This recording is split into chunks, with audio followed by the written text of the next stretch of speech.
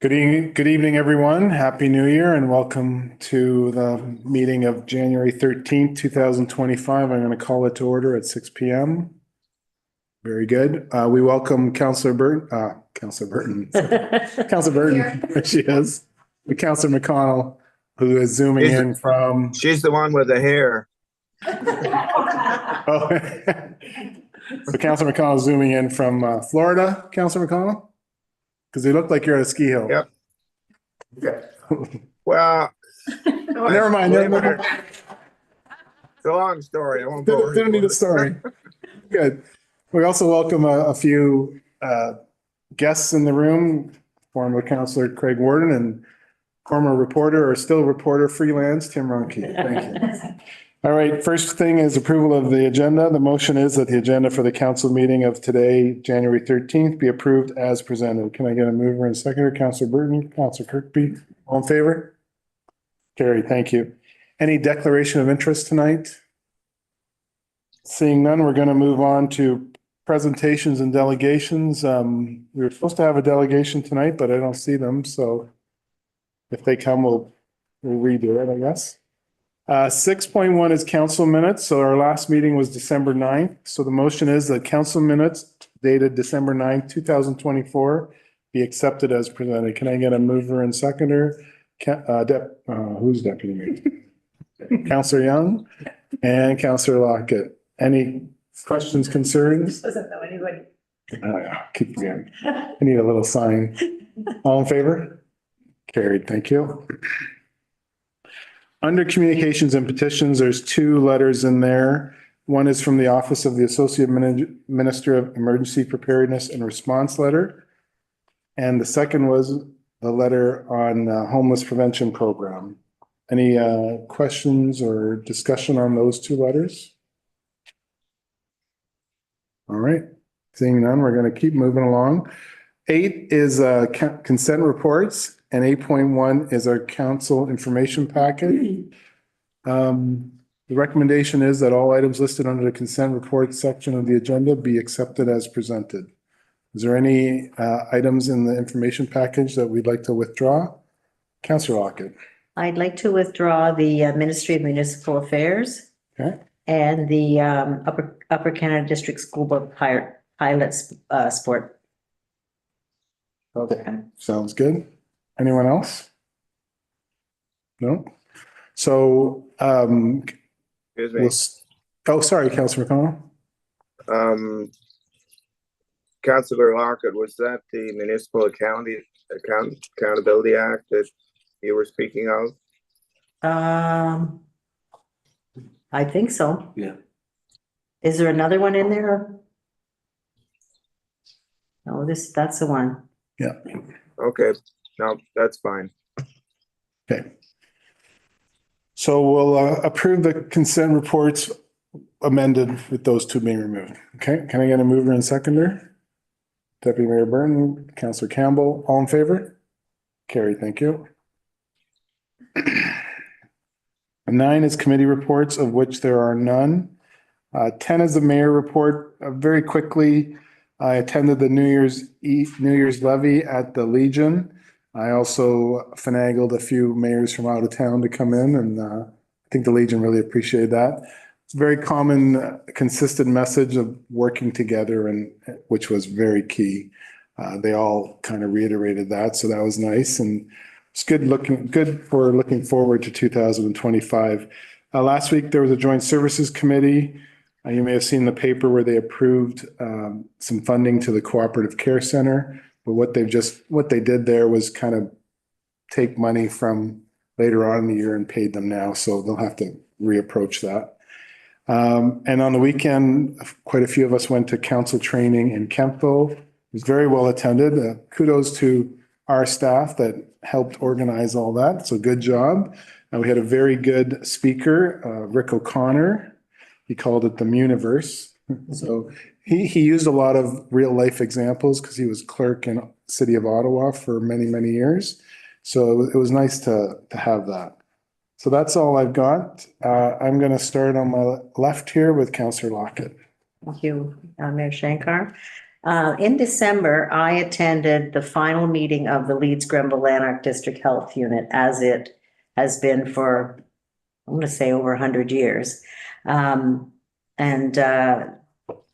They've moved on to the merger now with the other health units. And as January 1st at 3:00, they did a Zoom meeting to bind the new company. So officially, the Lanark, Leeds and Grenville Health Unit does no longer exist, and the new one's in place. And basically, just what you said, I attended to. So Great, thank you. I'm going to go to Councillor McConnell just to keep it in line. So Councillor McConnell? Given the fact that I haven't been in town over the last 2 weeks, I really have no reports. My meetings tend to be in the spring, fall, and the summer. So other than wishing everybody a Happy New Year, I have nothing to report. Thank you, Mayor Shankar. Thank you, Councillor. Councillor Young? Thank you, Mayor Shankar. Economic development updates, the wayfinding signage at the bottom of the overpass and at the east end of town have been installed now, and there's more to come, but that's just the beginning. It looks great. The mural and map and business directory will be installed shortly at Shoppers Drug Mart. So where that cement barrier is, that's going to be looking much nicer. The Wonderland light display will be removed this week. The call out for pop-up vendors and farmers market vendors will go out this week. The rebranding strategy is up and running, and they'll be contacting stakeholders soon for their input. The My Main Street funded project is complete now. There's a South Grenville Chamber after 5 January 30th at Little Barcelona. And Valley Eats delivery service is now available in Prescott. Some of the places are Tim's, the Sub Shop, Chuck's, Milano's, Wing House, Subway, and retail delivery from Canadian Tire. And that's all. Great, thank you. Yeah. Deputy Mayor Burton? Mayor Shankar, we had a Shakespeare meeting last week. We're getting organized for the 2025 season already. We're concentrating right now on the mission and vision statement that we want to portray. And I have a library meeting coming up. It's good. Thank you. Thank you. Councillor Campbell? Thank you. So I attended a fire administration meeting on January 7th. Well, fortunately and unfortunately, Deputy Chief Robert Gilmore is retiring. So we gave him a huge round of applause because he's done a great service over the years. So he's retiring July 1st. And 2 members are attending Firefighter 1 course at the North Grenville Fire Department coming up. And 3 others are attending the same course, but it's being held in Edwardsburg Cardinal. It's different dates, help different schedules for these guys. So it's great that they can attend. So many people can attend that. And the provincial grant through the fire department, we received close to $8,300, and the plan is just a dryer that has heat so it can clean their gear. Thank you. Thank you, Councillor Campbell. Councillor Kirkby? Through you, Mayor Shankar. Just a couple updates that I received from Public Works. So Public Works is constructing the deck down at the school park. So it's actually our guys that are putting that together, which will save there on some labor. Recycling has transitioned. It seemed like it went smooth. According to Facebook, there really wasn't many complaints. And let me tell you, that's what you'll see it. An internal compliance review was done by Public Works for snow and minimum maintenance compliance. Happy to report Prescott is exceeding for road and sidewalk plowing. So far above the minimum standard for Ontario. For the Seymour Field Recreation Complex, the fields have been stripped. So that work has started prior to the snow going. And then the last one, just to make note of, because nobody else did, was the river route had 7,198 riders for 2024, up 26% from 2023, when it only had 5,694 riders. So just That's great. that information there. I think that 2023 though was still a 40% increase, wasn't it? Yeah, we've had double-digit increases the last, well, since we started. Yeah. And just shy of 7,200 is far and away what we ever kind of dreamed it could be. So, Mhm. I remember when we had a goal of like 20 a day, so that's good. yeah. Great. Thank you, Councilor Kirkby. Yeah. Okay, very good. So we're going to move on to staff reports. The first one is staff report 01/2025, the Seniors Community Grant Program.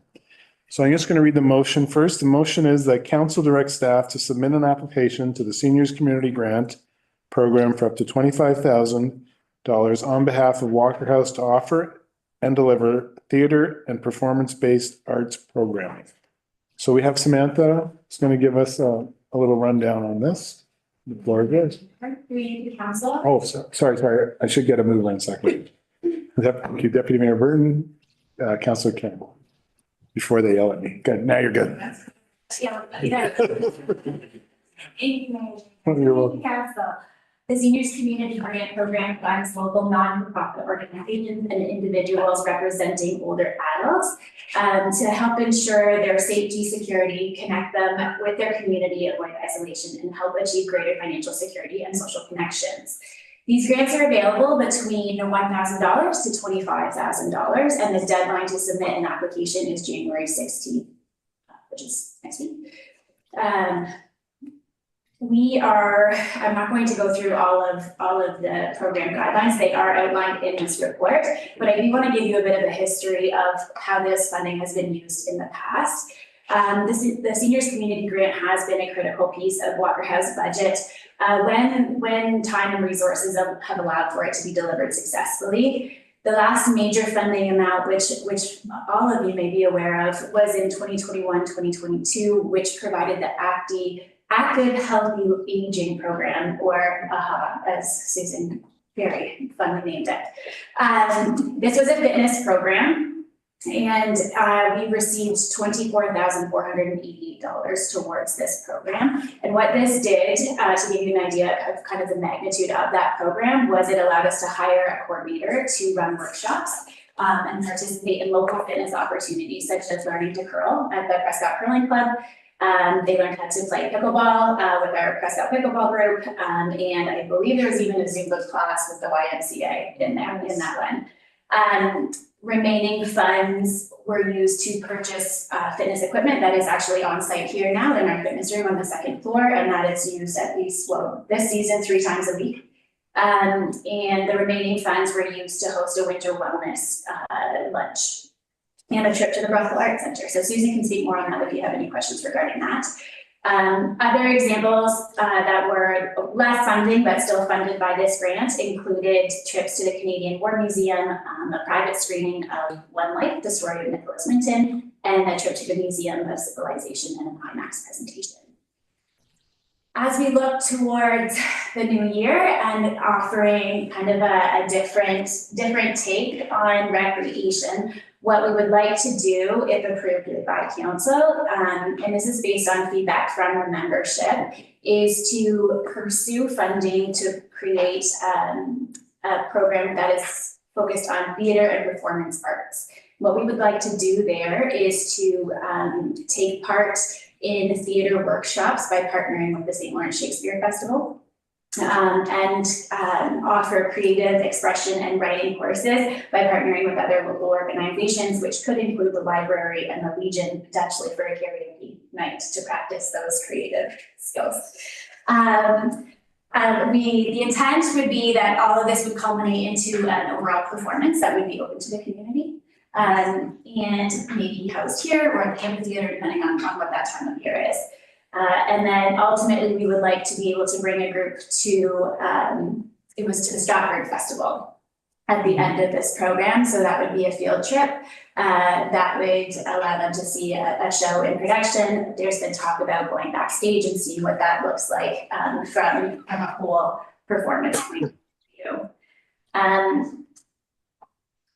That is the gist of what we would like to do should we receive that funding. What it does on the bigger community services scale is it does reach the strategic objectives of expanding rec, leisure, and tourism opportunity, enriching Prescott's recreational and cultural infrastructure, and developing recreation programs that allow for year-round activities.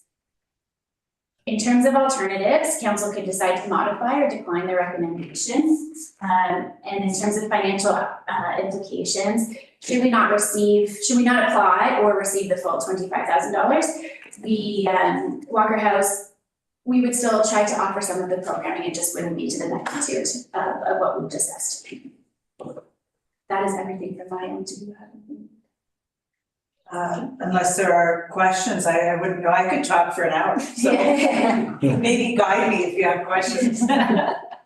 Sure. Councillor Kirkby. Thank you, through you, Mayor Shanker. Susan, I'll ask you, because you're down there most, and it's just, I'm all for this money, by the way. Is there members that you have that, so the trip to Stratford? Mhm. I mean, I'm sure there's additional cost to that, to the trip. Would there be any money, or could there be money used to help? Maybe you have a longstanding member that, couldn't afford to make the trip, or? Okay, if I understand your question, no, we typically don't have money in reserve, but Right. the program choices that we make, especially if we're going on a trip or hiring a teacher, an expert, Yep. Are to subsidize to make them as accessible as possible. When we go on a trip, our mandate is not to make a big profit on that trip. Right. Our mandate is to make it as accessible. Definitely one of the barriers for older adults in particular participating are finances. So this funding would allow us to include most of those costs in the trip. Yep. If the funding didn't happen and we went on it, we take advantage of group prices on tickets and things to do what we can to bring the price down that way. Okay. Mhm. And then some local ones like can participate in the theater program. Would that be they have the membership and they can participate, or would there be additional cost to that? Those final details haven't really been fleshed out. The grant would take place if we apply, if we're successful, between June of this year and the end of March of next year. Right. So there's a long period of time to implement all the pieces. Typically, just in broad strokes, I have found in the 17 years that I've been doing this, things that are free tend to perhaps not be valued as much. So often there's a nominal, a nominal cost, especially if we have volunteer instructors, or in this case, we could pay, the funds would pay. Right, so if the town, if you get the grant, I guess, to use for the programs, would you still be looking for a fee for members to take advantage of the programs? Even if it might just be a nominal, a $2 Right. fee to come to work up and have teas and cookies, it's just something. Yeah. It's a tangible cost that helps. And we do have funding through another program that can subsidize those little amounts or take care of them. If finances are a barrier, it's called the Links to Wellbeing Program. And so I do have a small budget that would allow me to Helpful. cover the cost if that were a barrier to someone participating. Mhm. Perfect. I hope that answered it. Yeah, absolutely. Thank you. You're welcome. Councillor Locke. Hi. Hi. Sorry. So we're assuming you're going to apply for this. When would you know if you were successful? They have not said that I saw, the deadline is Thursday. So, it'll be a very quick application. I don't remember them seeing, sorry, I've been locked out of my computer since last week. So some of these aren't fresh, but typically they don't give an exact date. Are they doing that I now? think it's been, yeah. Just see, Definitely before June. Yes, because because that's it's when gonna it take starts. place between June and March. Mhm. So. it'd be hard to plan for some of these things you want to do if you don't know if you have the money. That's what I'm getting at. Not in past experience, no. Yeah. The biggest one would be the commitment to go on the trip. Right. And so typically there is an opt-out. There would be a deposit for the theater tickets and we have until such a date, yeah. Okay, thank you. Yeah, good. Okay, Councillor Campbell? Do you, Mayor Shankar, would a person have to be a member of Walker House? Or, and or? Typically, that is the case Okay. with the seniors community grant. Yeah. And what kind of numbers are you anticipating? 40 people would be interested or 20? Oh, depending, there would be a large number, I can see about 10 to or so workshops. Right. Some of them that are going to be a little more cerebral. One would be Rod Carley, who's a local author and an expert on Shakespeare. That's perhaps not going to have a broad appeal. We might have 8 people that wanted to come and hear about that. Some of the more engaging ones, anything over 14 to 20 is generally a good turnout. And it's true of our fitness classes. That seems to just be a magic number. We know it's a success. And just remind me what the senior age is of a member at Walker. Any adult can be a member of Walker House because our funding comes from the Ministry for Seniors and Accessibility. So that's the ministry behind this grant, but also our operating grant. The majority of our members need to be seniors, which typically now is anything 55 and above. So I'm a senior now. But because most of our programs happen during the day, we're always going to meet that majority. So I don't deny anyone. We've had, a few, doesn't happen all the time, but we've had a few times where adults have been at home on leave perhaps, and wanted to learn how to weave was one of them. So we had a 27-year-old woman working with an 85-year-old woman to learn how to weave. It was pretty wonderful. Okay, great. Thank you. Any further questions? Susan, is your Stratford trip an overnight trip? It will be, yes. Yeah, I was wondering that because that's a little We haven't fun. done an overnight for theater since we've been open. So Yeah. I'm kind of excited. That will be fun. All right, thank you very much. So we had a motion on the floor. I'm just going to call the question. All in favor? Gary, thank you. Oh, there you go. All right, thanks very much. Moving along, we have staff report 02/2025, the Emergency Management Program Annual Report. This is for information only, so Matthew, you have the floor. You want to take it? Chief? Yes, I'm just going to hand it to the chief. Oh, okay, perfect. Sorry about that, Rennie. Thank you, Your Worship. So Tracy Day sends her regrets this evening. So quickly, annually, the Emergency Management and Civil Protection Act basically tells us in our municipalities that we have to have an emergency management program committee and that we work and advise council on the development and implementation of the municipal's emergency management program. And with that, we have an annual compliance report. So in front of you, it talks about the program committee, things we need to do over the year. We meet 4 times a year, and we meet regarding the emergency response plan, the hazard identification risk assessment, critical infrastructure, training, emergency exercise, and public education. So those are kind of the pillars in what we have to operate within. So, for example, there were no changes to the actual plan in our high hazard identification risk assessment and critical infrastructure. That is part of the plan. So annually, we also have to look at those and we will monitor those. Sometimes we can move them up or down insofar as the risk that we see. And then training, we have to make sure that all of our members in our community group understand the plan, what their roles are, other organizations, how they may assist us in an event, and then know the procedures used to activate and operate under the plan. And then as well as making sure that our community group setup is, say, example is here at Town Hall, there's one at the Fire Hall and then a tertiary one at Yaddo support. So with that, we had one exercise tabletop where we met with the OPP and Rideau St. Lawrence Utilities, and our tabletop consists of a power outage.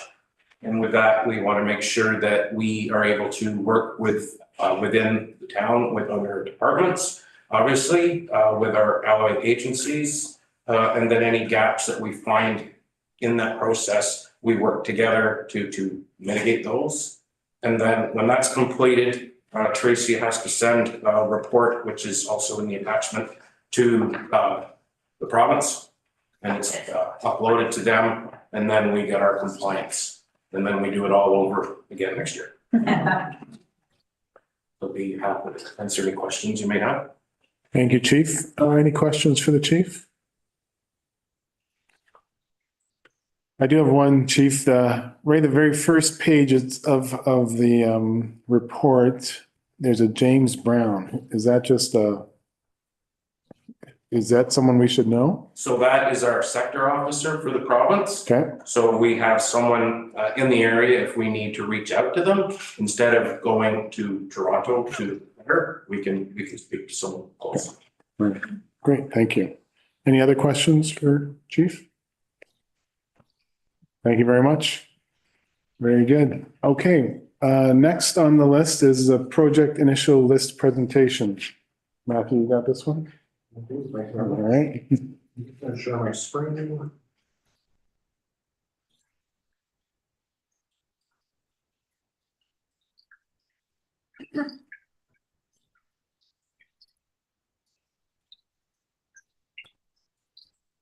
So this evening, we're going to go through Matt Locke, our new Director of Operations, has gone through the vehicle and equipment fleet 10-year overview. So we're just going to go through that.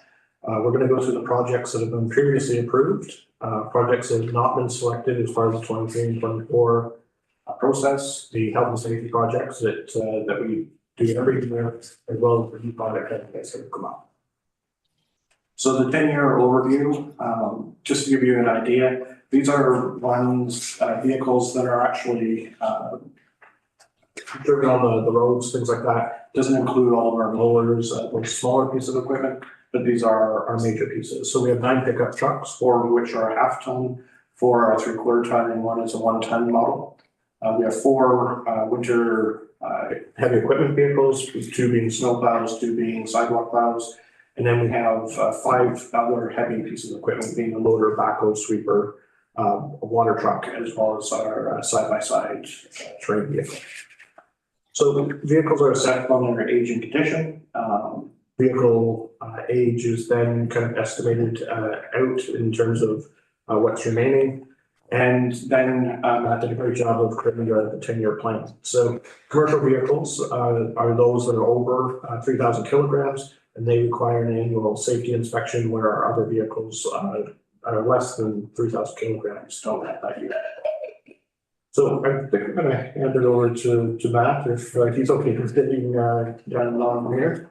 If he great at it, we better speak better to it. Sure, absolutely. Through your Mayor Shankar. So when we look at our existing vehicle fleet, generally speaking, the industry practice for the service life of a pickup truck is 8 to 10 years.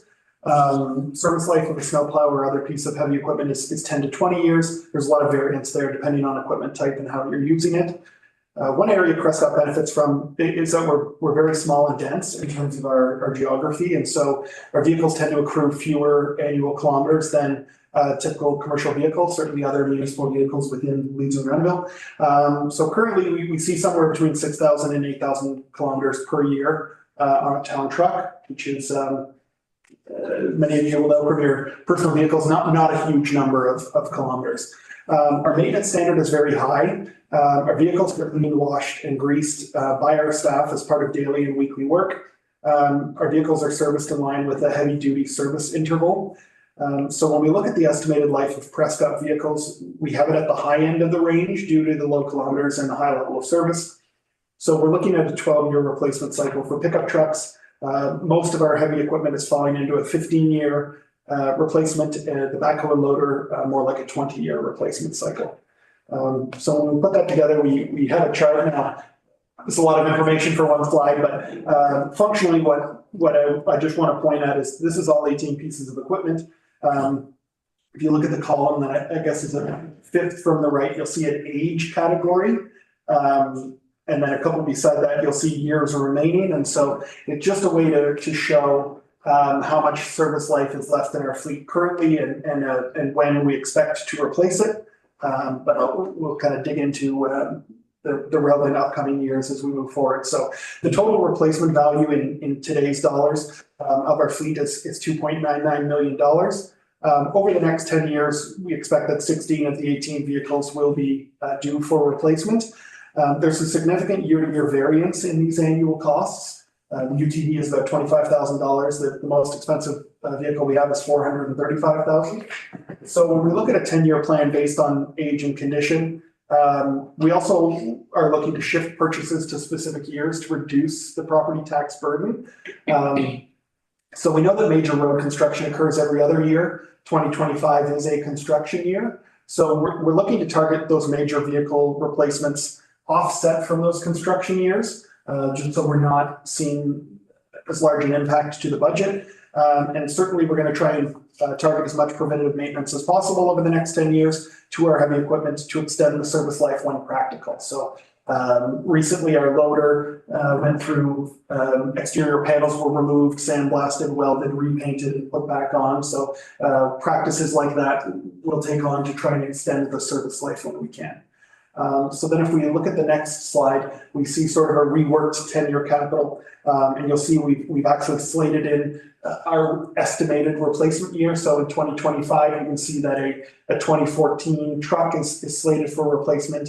In 2026, we're looking at a street sweeper, 2027 sidewalk plow and a truck, and that continues out to 2036. So then again, just to target the next 3 years. So as part of the 2025 budget, we're looking at the replacement of a 3/4 ton pickup truck. Now, I mentioned we had a 12-year replacement cycle. This would be 11 years. Part of the reason why is if you look at our 8 of our 9 pickup trucks were replaced between 2014 and 2018. We did them all in a short period. And so part of what we're trying to do as staff is spread those 8 out over 8 or 10 years so that we're not being hit with a year where 3 or 4 trucks are all coming due at the same time. So we're basically starting a year early with this pickup truck. And then again, when we look at a replacement, staff is looking at what do we actually need that truck for? Is it sized correctly? Are there attachments we don't use anymore or attachments that we'd like to see? So with this one, it's a 3/4 truck. We're looking at replacing with a 3/4 truck. It has an existing plow on it, which is Boss brand, which is different than the rest of the plows in our system, which are Western. And so we're actually going to sell the plow and harness when we sell the truck. And when we replace the truck, we're going to buy a new plow harness, but not a new plow. Because we already have 3 Western plows. And so by just buying a harness, it allows us to spread those 3 plows across the 4 trucks. So just a way for us to save some money while still being able to be as flexible as possible in our service. And then just looking ahead a couple of years, 2026, we have a large item purchase with the street sweeper at the end of its service life. 2027, we're looking at a sidewalk plow and a 3/4 ton truck. And so, yeah, that's the general overview of the next 10 years of vehicles. Just a quick question, Matt. This is great. I like this. This is because I'm a visual person, so it's nice to see this. The only thing I just noticed is maybe we should put in some contingency for inflation, right? So like if you have in 2036, I doubt it'll be the same price it was now. So if I can speak to that, so what we would do is as we're replacing vehicles, we'll start updating that and then kind of creating that. But generally when we do reports, we say, what is it today? And then in our financial plans, we, inflate it for those things. So it's just giving an idea of what that looks like today versus in the future. Very good. Thank you. Deputy Mayor Burton. Mayor Shankar, I love the layout of this report. It's in black and white, and we can use this template moving forward for several years. And it was when I was reading it, I was like, wow, you've got it all the way to 2036. And that's just amazing. I really appreciate how you did this report, and I too am a visual person. So looking at that, it's nice and neat and it's easy to read, and anybody can pick this up and look at it. Thank you. Councillor Campbell. You, Mayor Shankar, so do we ever get into resell old trucks? People buy them? Yeah, so generally speaking, as a municipality, whenever we're selling any asset, we want to sell it in a competitive way to make sure that we're getting fair market value. And the thing that has popped up over the last few years, there's actually a website called govdeals.com, which is specifically for municipalities and government agencies to sell old assets in an auction. It's an online silent auction type like eBay. But yeah, there's a big market out there. So obviously as a municipality, we're using assets in a pretty severe use case. We're a heavy duty user of these pieces of equipment. Every time it snows, we're sending our equipment out. There's a whole market out there from contractors or businesses that just plow their own parking lot, for example, that want to buy 10, 15, 20-year-old pieces of equipment because they're only going to use them a dozen times a year. So yes, we will look to sell pieces of equipment when they're at the end of our service life, and we do expect that people will buy them. And on the other hand, would ever buy used trucks to come into the fleet? So I don't know what the past practice of our town has been. For pickup trucks, generally not, just because we are beating them up in our use of them. We're using them in a pretty heavy duty way. So there are certain pieces of construction equipment or small equipment that we will target used versions of, but not typically pickup trucks. And is it a benefit to sell our used stuff before it really crashes, like to get better value for it, or just keep it till it's done? So this is the part of the challenge with us, because we don't put high miles on our vehicles. We sort of have the advantage of being able to run them for a long time. So it's unlikely that we'd be able to find a sweet spot where we're actually in a better financial position. Like generally, after 3 or 4 years, the vehicle's worth about half of what it was at purchase. But from our perspective, at 3 or 4 years in, we're only 25% of the way through that vehicle. And so, usually we're at the other end of that spectrum, whereas we want to hold on to stuff for much longer than it has high value for. Great, thanks. Thank you, Councillor Campbell. Councillor Kirkby, I'm just checking the room to make sure anyone else. No, Councillor Kirkby, okay. Through you, Mayor Shankar. Matt, when do you project to buy the new truck? Is there a projection date for that? I don't have one in mind. No, it'll depend on when the 2025 budget is approved. And so, I don't have a target date at this time. And part of the reason I ask is, looks like we're buying a GMC, which is our local dealership, sells GMC. So, and I understand from talking to Matthew, sending an email, that there's a program that allows municipalities to purchase vehicles for a discount. They get a discount, correct? Yep. Through pre-authorized dealerships, which Prescott is one of them. So prior to your start, there was a little mix up with the trucks. We bought the truck that we needed. And I think there was some communication issues, but I know there was a bit of hard feelings between the dealership and us.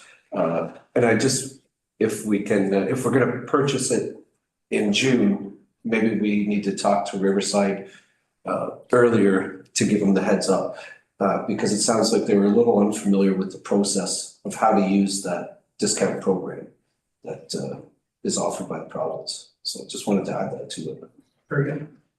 Thank you. Thank you. No one else? This is just a question about the app you mentioned. Is it just for vehicles, or is it for other equipment that a municipality might use? It can be for anything. Playground equipment, desks and chairs, anything that a municipality is looking to sell at fair market value is sold on that site. Thanks. Thank you. Matthew's got a question. Oh, sorry. So the site is for all across Canada. So we definitely have to watch which municipality you're looking at, and also a lot of times it's as is where it is. So shipping costs can be substantial. Yeah. But we've been successful. We sold our own sweeper on there, our old 1-ton truck, our old plow truck, each worth more than the value of what we thought we were going to get. So. Okay. And we bought the playground equipment off that. Nope, that was a separate. Oh, was it? Okay. Shows you what I know. Okay. Councilor McConnell, you okay?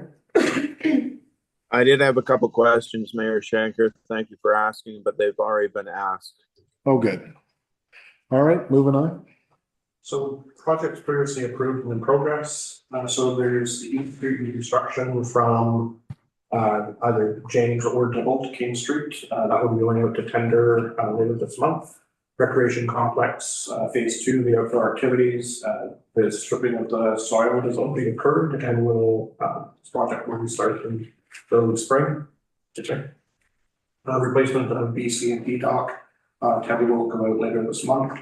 Water treatment plant, sand filter upgrade has already been tendered awarded and the work is in progress.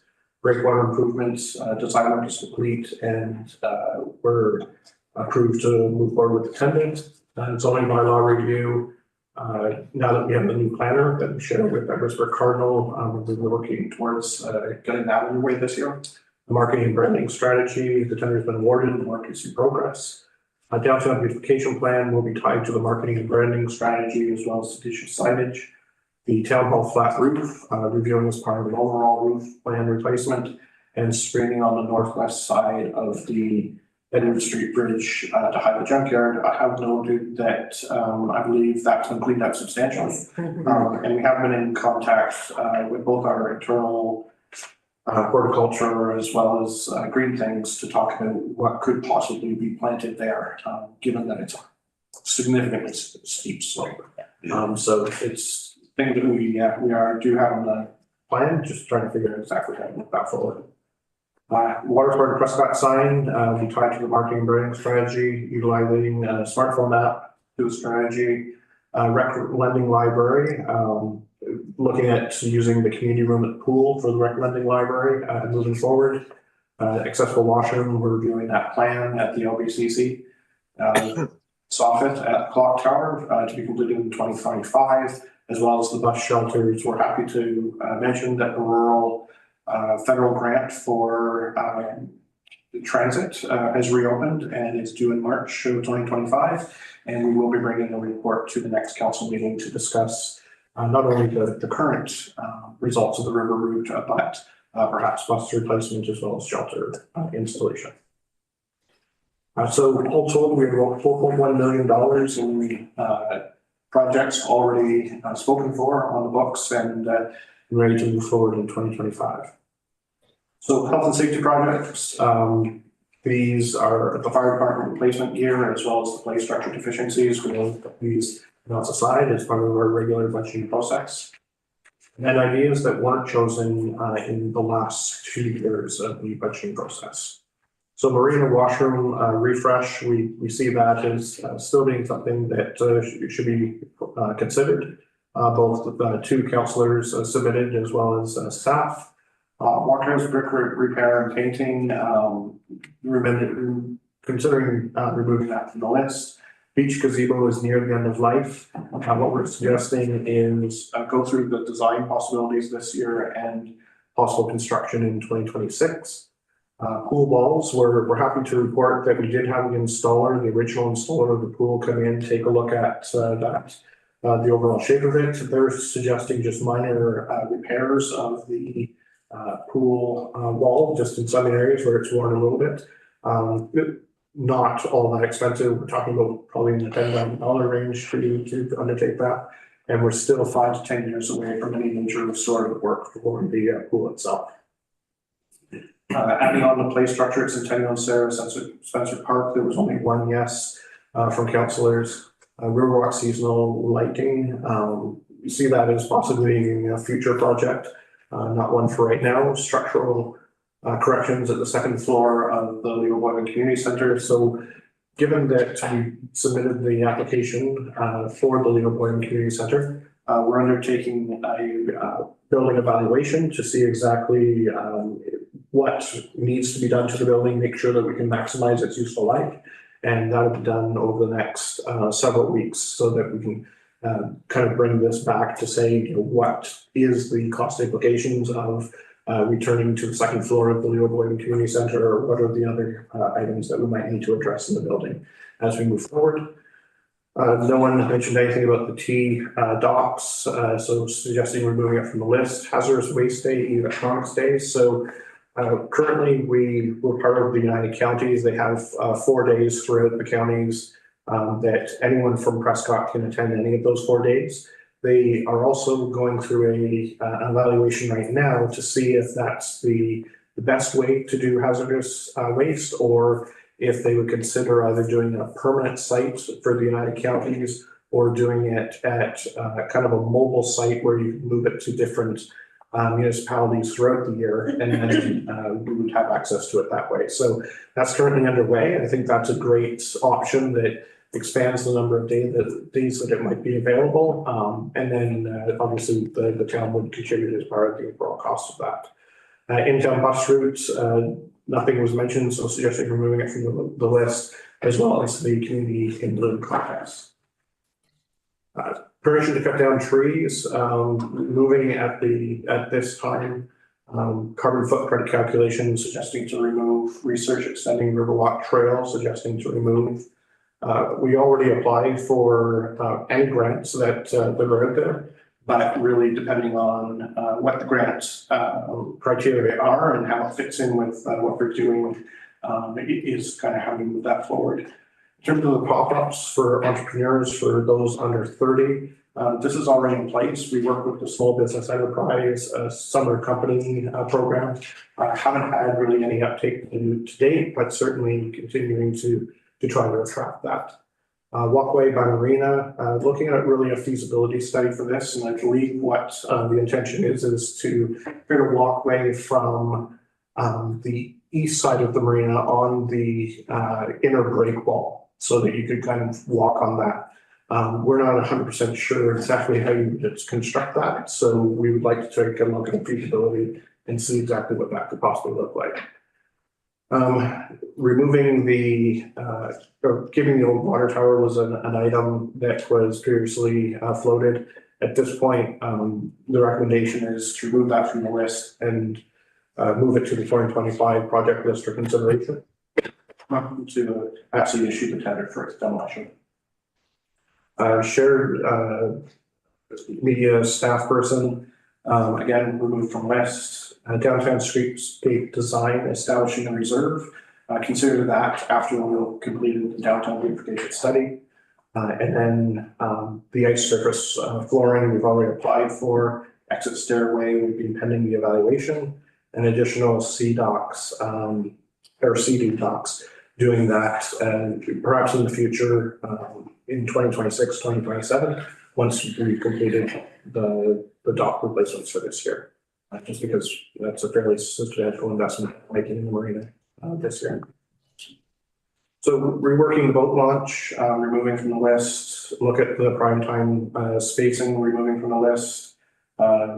Ogdensburg surrounding area to get something that we already do as part of our regular outreach. Black nylon netting around the rink.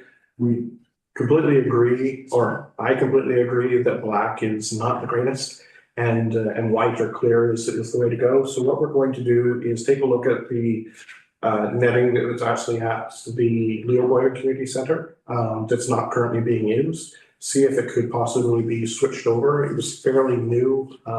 It was, I think, purchased maybe 5 years before the deal closed. And so just seeing if that is an alternative, otherwise it's $25,000 project.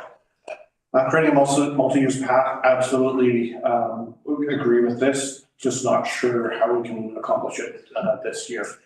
There is an active transportation funding application coming out right now that's due in February. But part of it is the primary use can't be vehicle.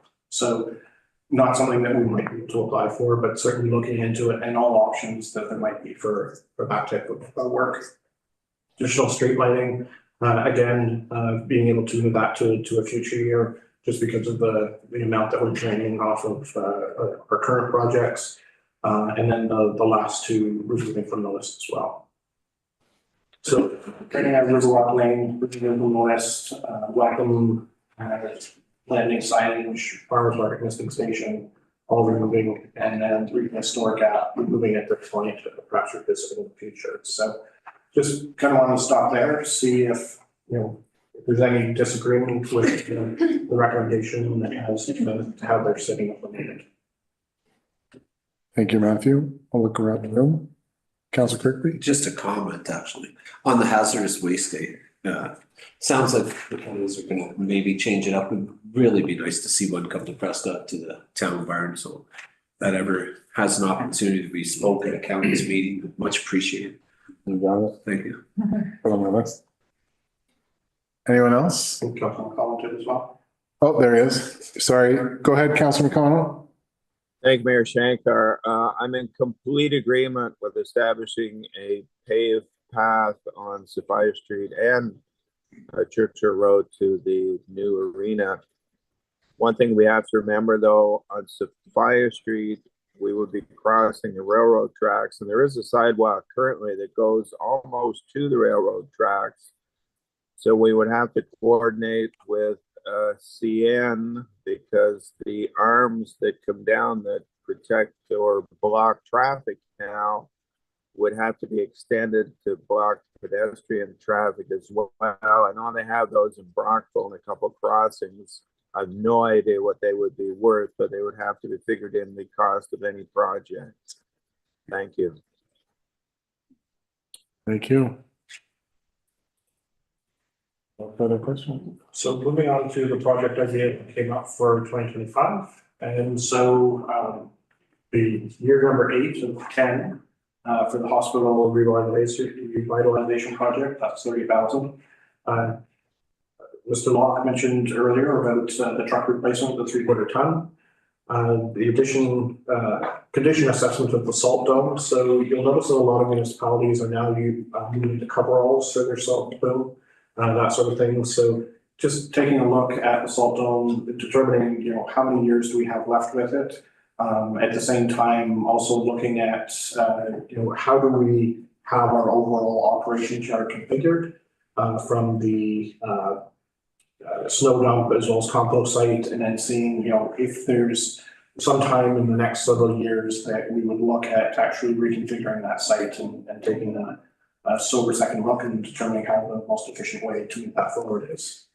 River Route bus purchase, again, the federal rural transit program has reopened and it's due in March. We'll talk about that at the next meeting. Addressing some pool building items, just general condition of the pool building itself, some flooring items, that sort of thing. And then now we're kind of getting into an area where was submitted by members of council. So the Leo documentary funding support $2,000 to $4,000. So that's something that was mostly filmed at the 2024 Leo tournament, and really spoke to its overall history, that sort of thing. Obtaining ownership of Churchill Road East. So that's certainly something that we can talk about at council and understand what that would look like. Pedestrian lane and lighting along Sophia Street. Just mentioned about that a few minutes ago. Plan for the existing tennis courts and surrounding land, given that there will be tennis courts at the Seymour Recreation Complex.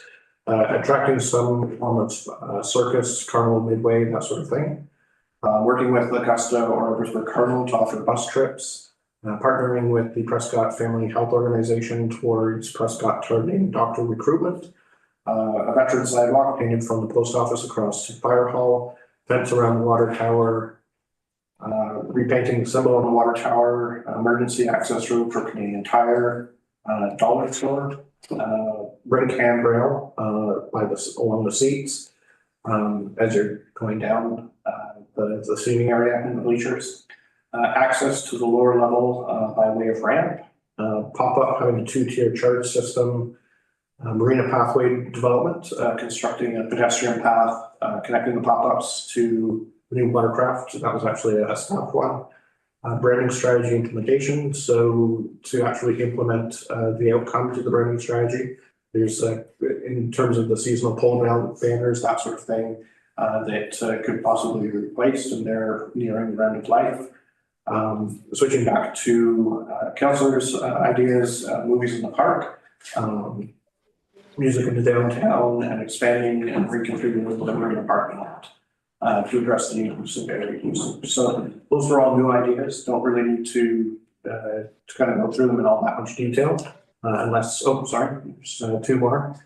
St. Lawrence Rivers strategy membership.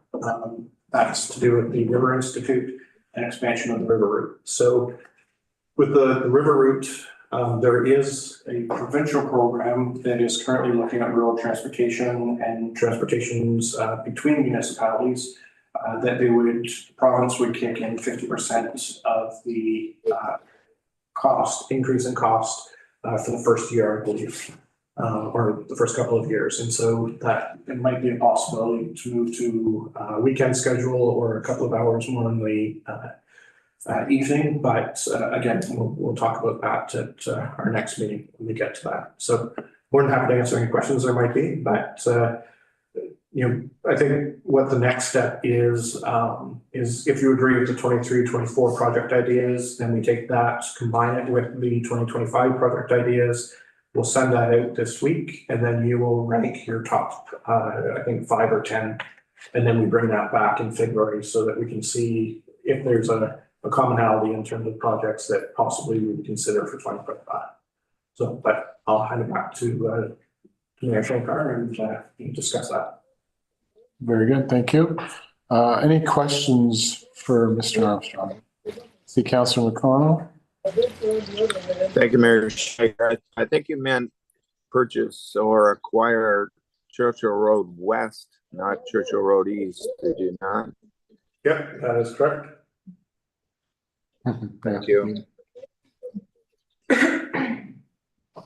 Anyone else? I've just got a question for Matthew. I probably could have asked this earlier, but for the access for people with wheelchairs and stuff at the rink on the lower level, would there be an accessibility grant for any of that?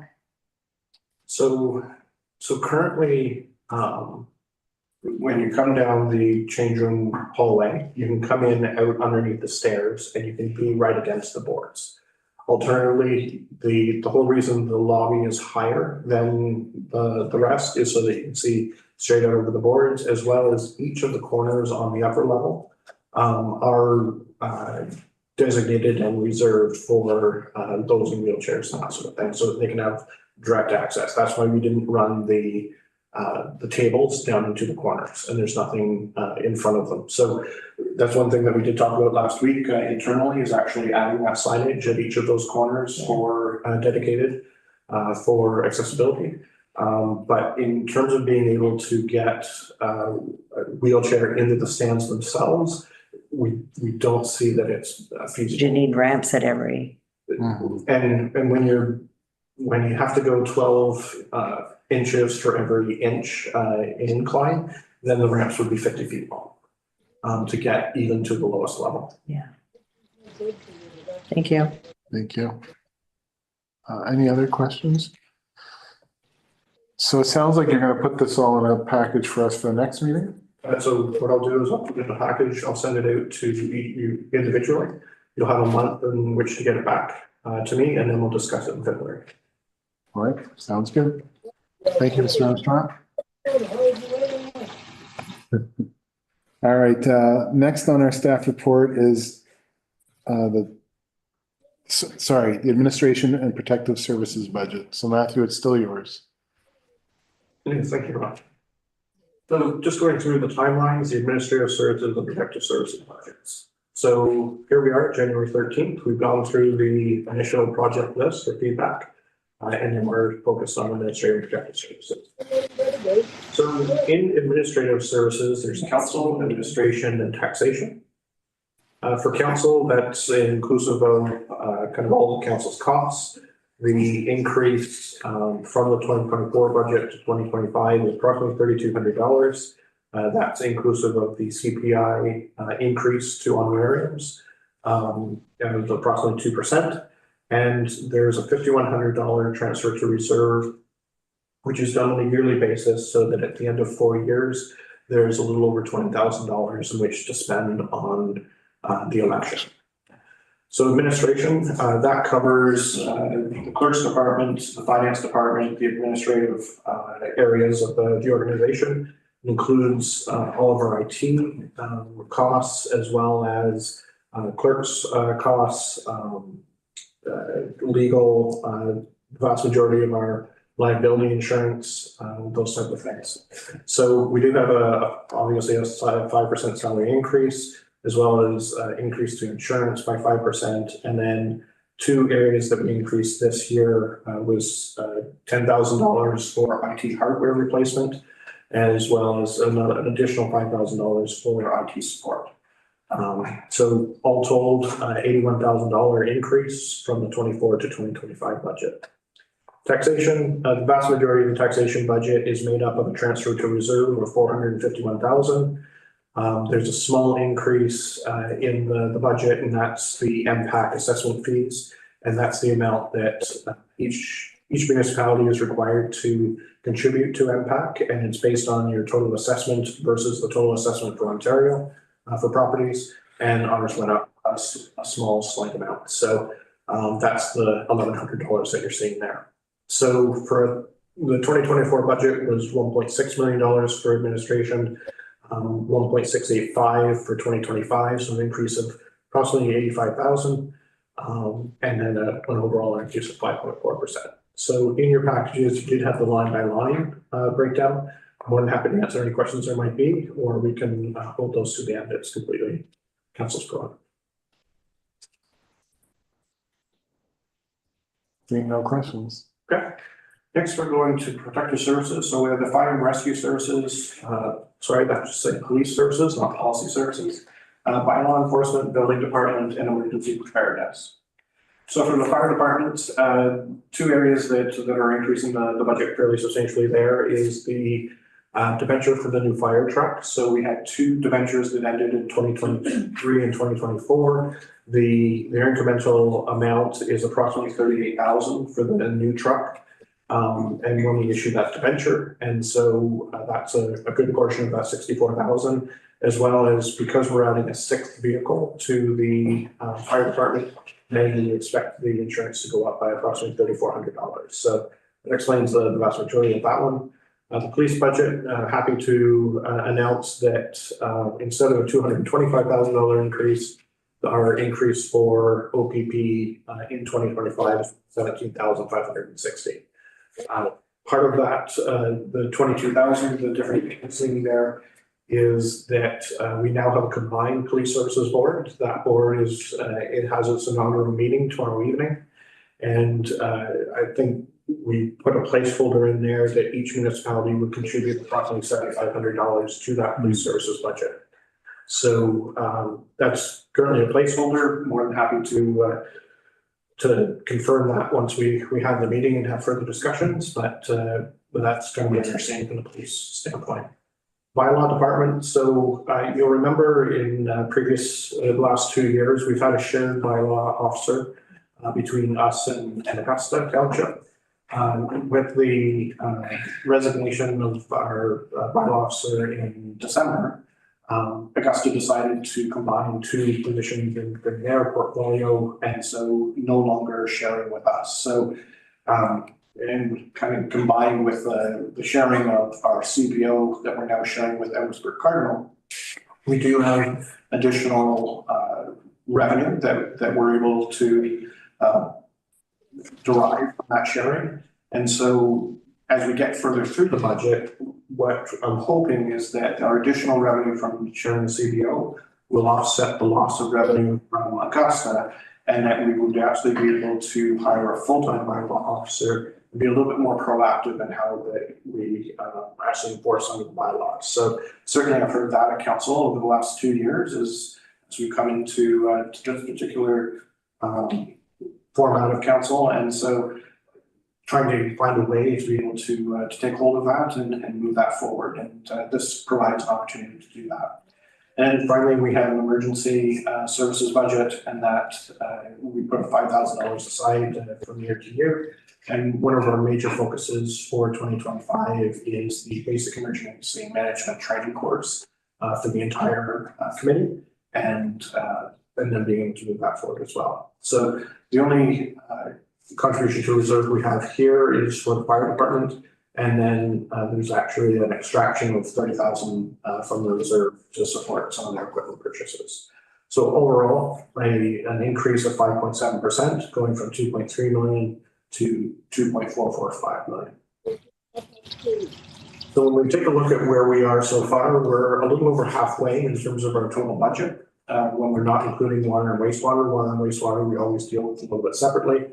So health services, we're happy to report that the joint services has created their draft budget. I haven't made any changes to the health and social services at this point, but the indication is that increase will be less than 5%. So the amounts that we have in there for health and social services will actually decrease some amount. So that's good news, as well as the new health unit has advised that the increase for 2025 will be no more than 5% instead of the 10% that we put in there. So there are some savings that we're able to report back.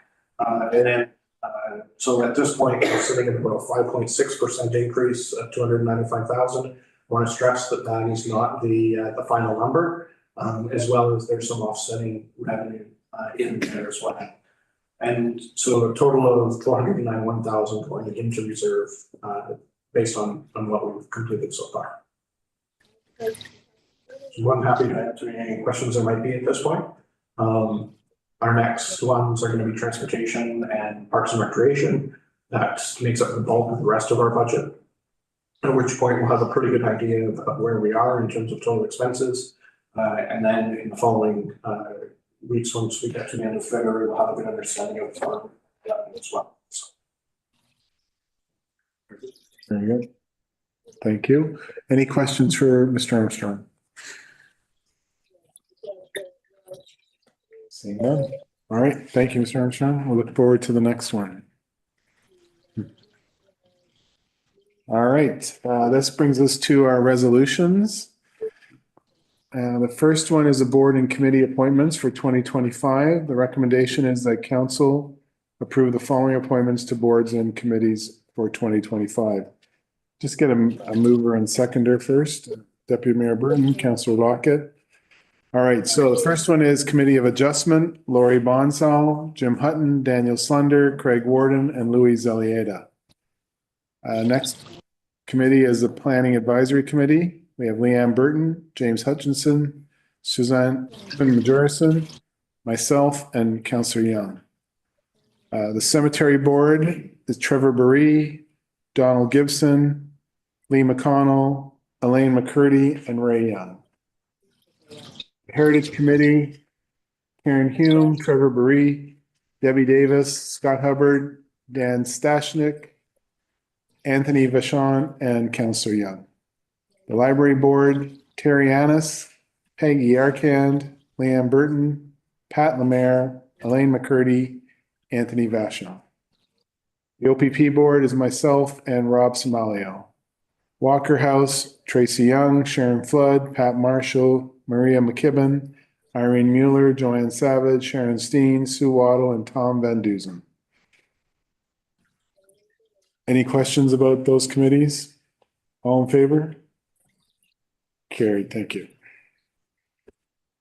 All right, next is bylaws. All right. We have a few of them here. First one is 14.1, the interim tax levy bylaw. The recommendation is that bylaw 01-2025, being a bylaw to provide for an interim tax levy for 2025, be read and passed, signed by the mayor and clerk, and sealed by the seal of the corporation. Can I get a mover and seconder, please? Councillor Kirkby, Councillor Young. All right. Being a bylaw to provide for an interim tax levy for 2025. Whereas Section 371 of the Municipal Act Chapter 25 as amended provides that the council of a local municipality may, before the adoption of the estimates for the year, pass a bylaw to levy an amount not to exceed the prescribed percentage or 50%, if no percentage is prescribed, of the total amount of taxes for municipal and school purposes levied on the property for the previous year. Mayor Schaefer. The whole thing. Oh, thank God. What did you tell her? I was not going to read those numbers. So I don't have to read them? I don't have to read any of them? Just the recommendations. Ooh, that made my night. All right, all in favor? I was giving her the look earlier, like, I gotta read all these? Yeah. All right, thank you.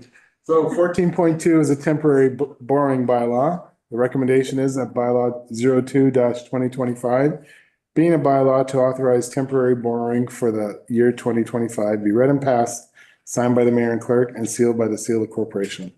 Mover and seconder, please. Okay. Deputy Mayor Burton, Councillor Kirkby. All in favor? Thank you. I think I know this, right? Okay. All right, the next one is bylaw enforcement officer appointments. Oh, I like this one. Pretty good. Okay, so the bylaw 03-2025, being a bylaw to appoint municipal bylaw enforcement officers for the corporation of the town of Prescott, be read and passed, signed by the mayor and clerk, and sealed by the seal of the corporation. So the list of bylaw officers are Sean Merriman, Joanne Perry, Matthew Armstrong, Tyler Varley, Matt Locke, and John Buffett. All mover and seconder, please. Councillor Young, Councillor Lockett, all in favor? Perfect, thank you. All right. Sign ups. Okay, any new business tonight? Seeing none, no notices of motion. No mayor's proclamation, period for media questions. Evening, your worship, members of council, my questions have been answered. Thank you. Excellent, thank you. So we have a motion that council move into closed session at 7:12 PM to discuss matters pertaining to closed session minutes and purchase and sale. Under section 239(2)C, under the Municipal Act, a proposed or pending acquisition or disposition of land by the municipality or local board, and that the CAO, treasurer, director of admin clerk, economic development officer, and deputy clerk remain in the room. Mover and seconder, please. Councillor Kirkby, Councillor Campbell, all in favor? Thank you. Start